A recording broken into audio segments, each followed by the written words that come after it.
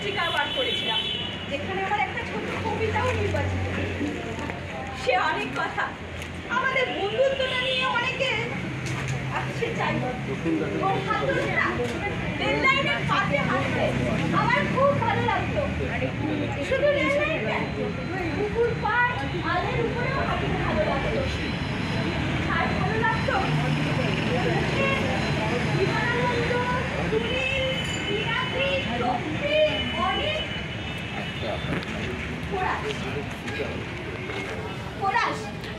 Behala little magazine मेला और धर्मशाला में 8 और 9 मार्च को 2 से 8 बजे तक अंतिम चरण में ये एक छोटा सा नाटक।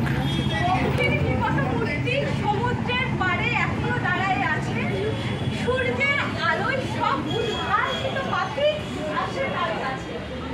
জানো না কি চমৎকার, বলিল বৃদ্ধের হার বিদুষক তরবার, আর যে বলদ তার ফলা খালি থাকে।